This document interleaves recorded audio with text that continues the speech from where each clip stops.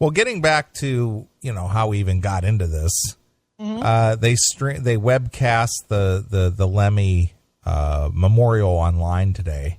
Sure. And, such notable people such as Slash, Halford, Metallica, Matt Sorum, Lemmy's son, Paul. Yeah, a bunch of people gave tribute. Right. Well, your friend Dominic, I guess he was messaging me. Yeah, he captured, the audio, and we were talking about Rob Halford. Sure. Paying tribute, and you said he was very funeral-y. Yeah, he was. And Dominic sent over the Halford tribute. Okay. And I thought maybe I'd play it, and we can maybe comment a little bit. All right. So this is Rob Halford today paying tribute to Lemmy at the Memorial live. Let's just check out Rob. All right.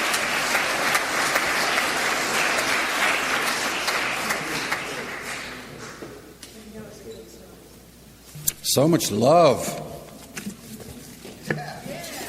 Love.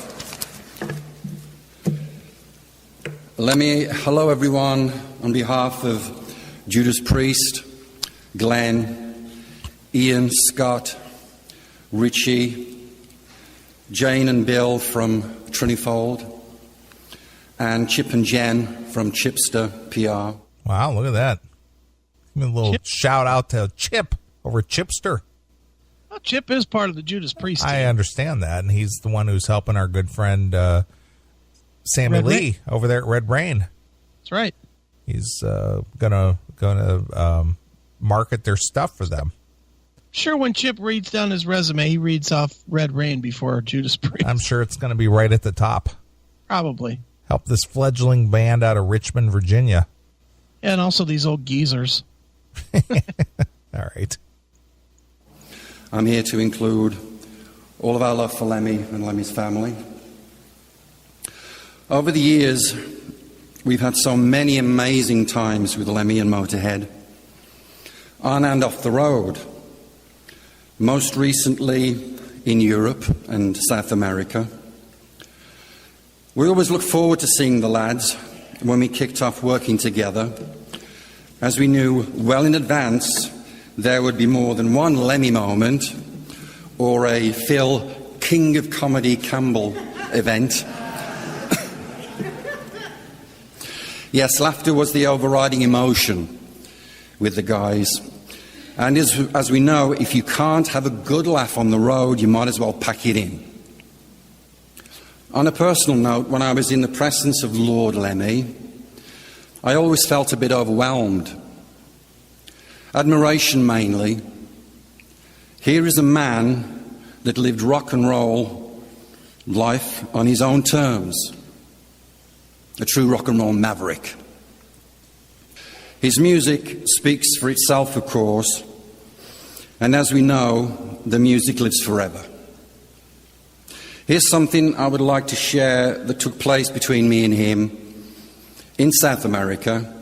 We just completed the tour down there with Ozzy, and we were all heading back up here. I was wandering around the airport lounge very late at night, it might have been early in the morning, and I saw him sitting by himself in a corner. So I wandered over and said, "All right, Lem, yeah, I'm all right. We've had some good fun on this one." Then for some reason, I took his hand and we sat there in silence for a few minutes. And then I kissed him. Ugh. I took his hand. Then I put my tongue in his mouth and fucking swished it around. Ugh, that's not good. I let his smooth skin rub against my fucking burly goatee. Is that not what he says? Well, no, but again, I appreciate that, Rob is trying to be, humanize Lemmy in some regard, but I went and sat next to him and took his hand and we just sat in silence. It's just like, I don't know, dude. I've never held hands with a guy. Never, never, not even in a conciliatory type thing, maybe in church. I've never even done that in church. I've done that. I haven't. You know, that whole bullshit where everybody fucking locks hands. Yep. Yeah, I get that, but it's like, no. But even then I got to fucking definitely hit it with some Purell. Right. You know, I can't have fucking a hand that probably had a man's jizz in it in the last 4 hours fucking touching mine. Right. And you know that's what happened. You know guys jerk off right before church. Especially before church. How many loads do you think were blown by the people that were in the Lemmy crowd today, right before they went? Seriously. You think that Gene fucked Shannon Tweed this morning before going to the Lemmy funeral? Honestly. Hard to say. Or Slash his chick. Whoever it is today. Or Halford his dude. Right. Or whatever. You know, or Matt Sorum, his hand. Don't you think? Hard to say. I would bet there's 100% chance that there was some jism flex on hands in this room. Well, the thing is that every time they do some kind of bacterial experiment in your house or in your bathroom or in your kitchen or whatever, you always come up with fecal matter. Of course they do. fecal matter. Dude, there was a time in my life right after I got out of the service when I sold Kirby vacuum cleaners. Okay. And we had this fucking attachment. It was like it would hook where a bag would normally hook, but it was like a little circle thing, and it was maybe 4 or 5 inches tall, and it both the top and the bottom of it were glass, so you could see in it. Sure. So the deal was that we would carpet clean somebody's carpet, one room of carpet for free. Sure. That was the end to get into the house. Exactly. Then we go and do our pitch, right? Well, if we had somebody that was like close, that was close to, you could feel that they were close to doing the sell, but they weren't quite there yet. I used to always go in, I'd say, let me show you on your bed. Let me show you what's in your bed. And I would take their bed and I'd pull the sheets back to where it was just a bare bed. Sure. And I would put this thing in, and I would put like a filter, almost like a coffee filter. Yeah, it would trap the minute particles. And then I would vacuum their fucking bed just real quick. You're picking up all the skin particles and everything. You would pull out in 30 seconds just 2 inches thick of this green fucking ick. Yeah. And you'd be like, God damn it, I'm putting my fucking head on it. And that was always my pitch. I was like, now you seem like a clean lady. I'm sure you don't want to sleep on this, right? Sure. And she'd be like, no. And I'd be like, well, if you buy this Kirby from me, well, then you can take care of yourself for the rest of the time. These are guaranteed for life. All right. And I worked at the Kirby place for 4 months, and I sold something like 17 Kirbys at $1,500 a piece. Yeah, they were very expensive. I was good at it, man. Sure. Because I would always go right for the bed and just show them that they were sleeping on fucking dried jizz flecks. Yeah. It was fucking gross. And I didn't care. I was like, whatever. I'll dig my hands deep in that shit if it makes me $1,500. It's not FLEX, Nathan. It's flex, like like a skin fleck. FLECK. Yeah, it's not FLEX. It's like flakes, only flex. Isn't fleck a word? That's a word. It is. I know exactly what you're saying, but I just see what he's questioning in the chat room. Jism flex. Jism flex. All right, so here we got Rob Halford and Lemmy in a dark airport corner, holding hands, just snuggling up, holding hands. Yeah, sitting there silently, looking into each other's eyes lovingly. Mm-hmm. All right, so let's see what happens. Can I do a selfie? He gave me the Lemmy look, and I half expected no, bugger off. At that tired and godly hour of the morning, but he said, no, go on then. So I did, and then I kissed him, and then I told him that I loved him. When the news hit, the first thing I did was put that on my Instagram. It's a moment to share, a moment to cherish, a moment of unconditional love. Faith, family, friends, fans. God bless you, Lemmy.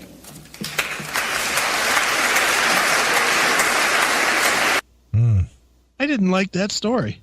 Yeah. I don't want to know that Rob Halford was kissing Lemmy. And holding hands. And holding hands at all. Even if it wasn't a fucking... What would you... I guess you can't call that a heterosexual way. You know, I don't know. What is that? I don't know. What is it when a gay man kisses a straight guy? Is that homosexuality? I don't think so. I think it's more just kind of... I don't know. I don't even know the word for it. I don't know either. It's just very sentimental, I guess. I don't know. I don't want to hear that. And even more sad, sorry, but why is Rob Halford asking people for selfies? Rob Halford is a 70-year-old man. For God's sakes, dude, stop acting like you're 15. Right. A fucking selfie? Please, Lem, can I take a selfie with... Stop it. Look at Demon. Did he kiss a wart? Ugh. Sucked the ooze right out of that sucker. Yeah, that story just did not resonate or, it's just like, nah. I didn't like that story at all. Me either. Well, you did send over Bob Kulick's story. Which was really good. All right, so let's listen to Bob Kulick pay tribute to Lemmy. All right. Version of Metallica's Whiplash. And together, we did the theme of themes for superstar wrestler Triple H. We did many other fun and memorable recordings as well.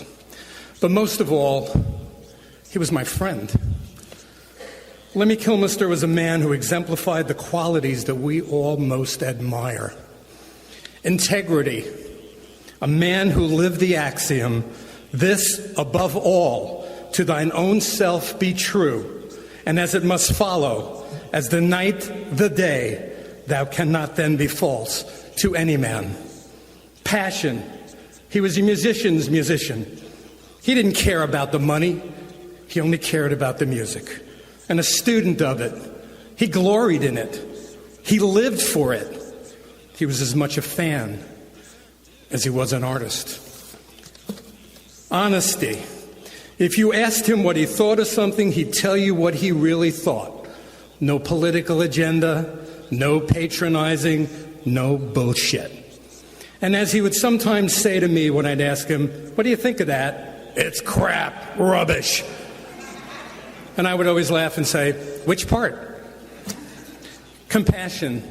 Despite his tough exterior, he was one of the kindest and gentlest people I had ever met. Modesty. He was a star in every way, yet he was humble and would take pictures with fans and engage in conversations with virtually anyone. He was never egotistical in any way. Sense of humor. He could laugh at himself and was fun to be around, and in a Monty Python kind of way, he would make fun of the world that surrounded him. Visionary. He had a vibe, a sound, a style uniquely his own. And, to that extent, a leader, not a follower. He was a visionary. It was his way or the highway. Yet, he was not unreasonable. And if you could somehow convince him of something, he would go for it. I'm proud to say I knew a modern-day pirate, a genius, a legend, a man we all wished we could be. Rest in peace. The human race is a far worse place without you.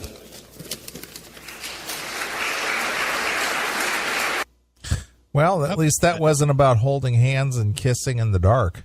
No, I like that speech. Sure. Oh, that was solid. Kulick rocks. Yeah. I like that guy. Yeah, he was almost like a fire and brimstone preacher up there. Yeah, he was. But if you missed the Lemmy tribute today, and you go back to YouTube and go catch it, it was actually really good. It was very strong. It was. There were parts I could have done without the Mohawk guy. Right. You know, and I could have done without every one of the German guys that was up there. Every single one of those guys fucking sucked. You know, they did. You know, I know they're Lemmy's friends and whatever, but if you're gonna, I don't know, pet peeve of mine, I guess, if you know you're gonna make a speech like that, be a little prepared. You know, these guys were just up there just flailing away. Yep, I knew Lemmy, met him. The guy and the girl that were in some band, they never said what band they were in. It was Skew Siskin. Oh, is that what that was? Yeah. Okay, fantastic. I never caught that. But they're up there, and they each told an endless story with no point. I agree. They both were like, yeah, we met Lemmy, and the sound wasn't loud. So Lemmy turned up the sound, and he told the soundboard guy to stand there and make sure the sound was loud. And we went on tour, and then we were off tour, and I called up Lemmy, and Lemmy said, you wouldn't be on my stage unless you were good, even though we're friends. And, yeah, thanks. I was like, what? Yep. And then the girl came up and did the same thing. Yeah, well, I think it's just a translation thing. Maybe. You know, trying to translate from German to English and maybe. You but know. Write it down. You know, you had a week. You knew this shit was coming for a week. Sure. Spend a week and translate it and write it down. You know, the fucking boot maker was interesting. Yeah. Sorry, but the guy made his boots. You know, I found that funny that they didn't give Ozzy a speaking part, but they gave the bootmaker a speaking. Right. You know, but that bootmaker was pretty good. Yeah. He told a pretty fun story. Yeah, about how he hung out in the backstage door and he got chased away, and you know, fate would have it he would meet Lemmy, you know, years later. Yeah. You know, and that Lemmy gave him the lifelong advice that he still follows now with his life. That guy was good. You know, there were a lot of good ones. A lot of people saying they like Dave Grohl. I didn't like Dave Grohl's speech personally. You know, I know the sound was all fucky, so it was hard to hear too. But everybody was up except Dave Grohl. And I get it. Maybe he was closer friends with Lemmy or whatever. But you know, man, oh man, Dave Grohl closed it off with weeping. And I was like, dude, that's not what Lemmy was about. Sure. You know, that they should have put him next to Halford. They could put that 1-2 of sappiness together, and then fucking brought Bob Kulick back up to bring the power back up. What'd you think of Slash's thoughts? He was all right. I mean, once he got going, he was okay. He was another one. Had a fucking week. Prepare something. You know, he really just seemed like he was winging it to me. Yeah, well, he definitely did not have anything prepared. That's for sure. Nothing. He just was like, "Yep, I really don't know what to say, but I met Lemmy in '87, and then we were on tour in '87, and we were both rebel bands, and yeah." Demon said Slash was great. Did you think Slash was great? No, I thought like you that he was just sort of like floundering a little bit. Yeah, you know, there's a reason he plays guitar, because he's not a good speaker. Yeah, it's just like, well, I guess if you were a purist or whatever, he was speaking from the heart, man. Yeah, but he wasn't saying anything from anywhere. True. You know, I don't know. I hate to pick it apart because I really thought it was good. Yeah, the I would say 90% of it was really, really good. But I could have done without the bootmaker and had Doro up there. Doro should have been up there. Don't you think? Unless she specifically didn't want to be up there, Doro had huge history with Lemmy. Absolutely. Doro should have been taught, and they even referenced her. Yeah. Yeah. They referenced how the relationship that those two had. Doro should have been speaking. And unless I missed it at the beginning, Doro didn't speak. No, she wasn't up there. Yeah, and Ozzy didn't speak. And Ozzy should have been up there. He was there. You know, and Ozzy had history with Lemmy. You know, so those two I thought were glaring omissions. You know, and then they filled in with the boot guy and the fucking punk rocker guy. punk rocker guy and the other guy and the guy that started telling the joke and started crying, but then had to come back to finish the joke badly. He couldn't tell the Brad Pitt joke. Yeah, but he had to come back and finish it. It's like, just get off the stage, dude. You had your shot. Move along. And the same with the crying roadie guy. Sure. I get that he was the roadie. I get that he was sad. But that fucking guy went on way too long. Should have given him the quick hook when he started crying. The guy that was running the show, I guess I was, Motorhead's manager? Yeah, he was their manager. Yeah. Should have given him a hug and said, move it out, friend. Right. We're running short of time. He kept saying that through the whole process. It's just like, we're running short of time. So if you couldn't finish your sentence, you get the hook. Get the fuck out of here, Gene Out. Simmons. Next. Why was Gene Simmons there? I don't know that he had anything that, maybe he knew Lemmy. I don't know, but just the way Gene presents himself would make me think that Lemmy was the antithesis of what he would think was cool or right or anything. Same way I would imagine Ted Nugent probably didn't respect Lemmy. No? Yeah, I kind of agree with you because, Lemmy is a partier and, hard drinking, they even said it, which, I don't know that I was so much surprised it almost glorifies the drug use, but he says, yeah, there's a line up here for Lemmy. Yeah. It's just like, what? I know, that was funny. It's like, woof. All right. Yeah. I just thought that there were some people that really didn't belong there. There were several people that I thought should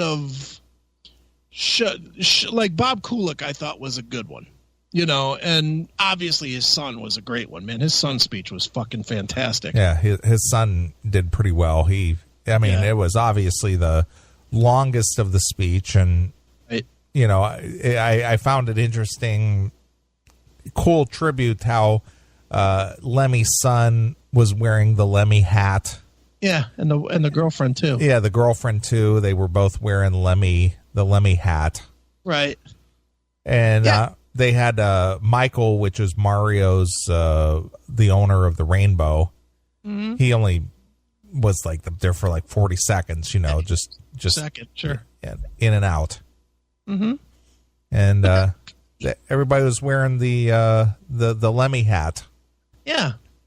It was, dude, I'm not trying to pick it apart. I just was like, there were a few people that I did not see there that I didn't see on camera speaking that I thought should have been speaking. And Doro was the biggest.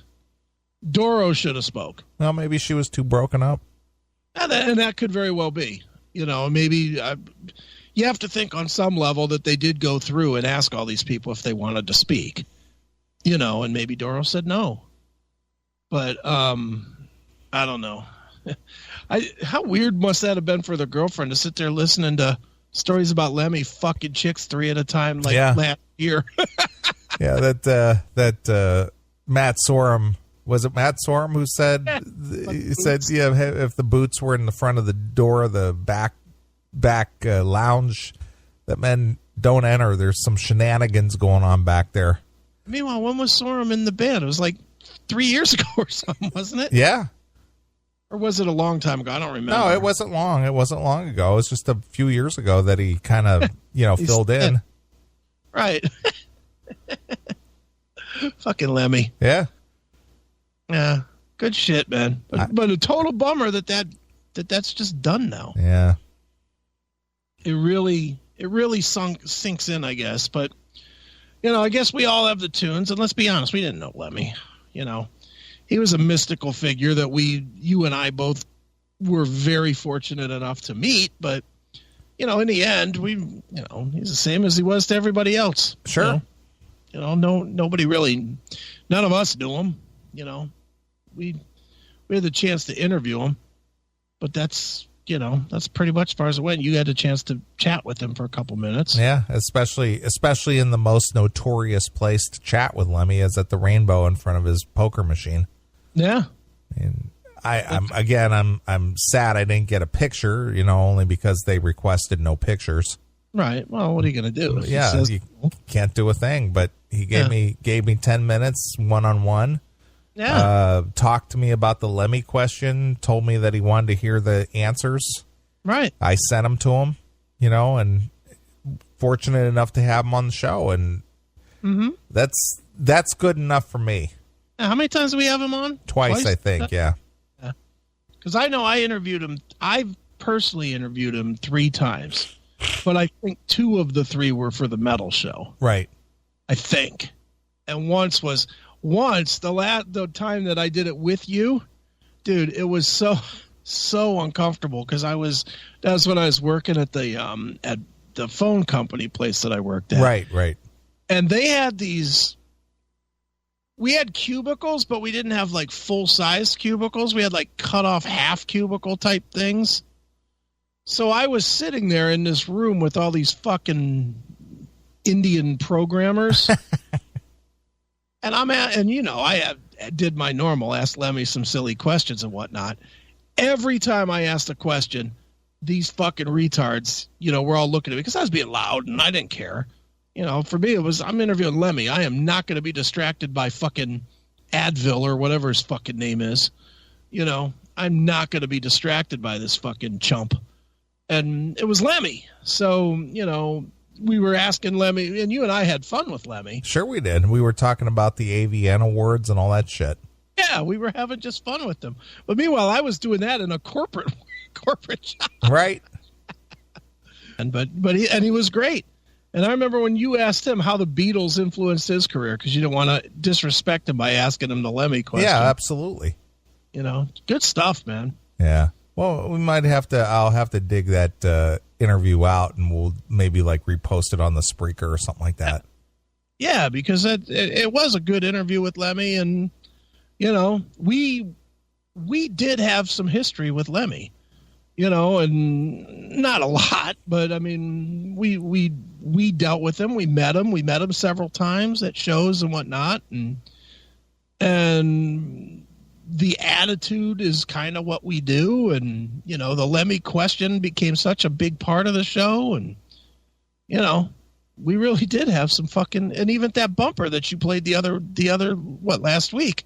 I forgot all about that, about your worshiping. The church, the worshiping at the altar of Lemmy or the Church of Lemmy. Yeah, I mean, I totally forgot about that, but that was like early on in the move to satellite, and when we were trying to establish the brand as more of a harder edge show. And what was one of the first things we did? A bumper about Lemmy. Exactly. No, so because we plan to play a shit ton of Motorhead. Sure. So, yeah, this whole thing today was it was nice to see that it went off the way it did. It was sad to see because it really, I don't know. We're going to have other guys die. It closed the book. It closed the book on Lemmy. And more than just Lemmy. To me, anyway, it closed the book on the old days. The old days are done. I know we're going to have fucking Ozzy die eventually, and we're going to have fucking Tony Iommi die, and I don't think any of them are bigger. I don't think any of them are more. For me, the fucking kid that grew up basically in the 80s, that graduated high school in the middle of the 80s, and fucking my time was the 80s, and that was when Motorhead was really gaining all their momentum. I mean, they started in the 70s, but they hit their stride in 1980, I think, was Ace of Spades. So the 80s were their time. And, and that's the time of all the music that I listened to. And now, one of the biggest ones, 2 of the biggest ones, 3 of the biggest ones are gone. For me, with Dimebag and Dio and now Lemmy. Right. And, Black Sabbath has become a shell at what it was, so I don't look at that as important. But the other 3 never really did. So for me, I'm done. I don't know. I mean, I'm sort of rambling here, but do you feel like that? Or it's the end of an era. That's all it is. It's the end of an era. Yeah, but it's the end of our era. True. It's not just an era. The 60s was an era. That's true as well. that ended, but it didn't faze me or you because we didn't fucking grow up on the Temptations and the Four Tops and the, Elvis or whatever. We grew up on this, and this is done. Now it's just fucking shit. Oldies. Now it's now anything good is on the oldies channel, which is what we do. Right. We cover the oldies. Just stinks. I agree, man. I agree. Anyway. All right. Well, we're going to get out of here. It's been a fun show.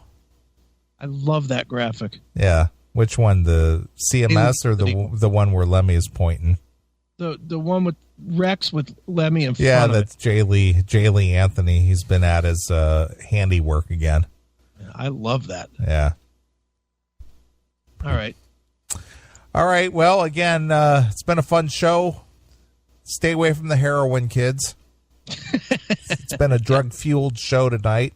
Yes, it has. Lemmy would not do heroin. No. He did speed, drank lots of Jack. Yep. Did not do the heroin. Yeah. The mayor in Maine would not approve. Nope. And don't go out impregnating the white girls either.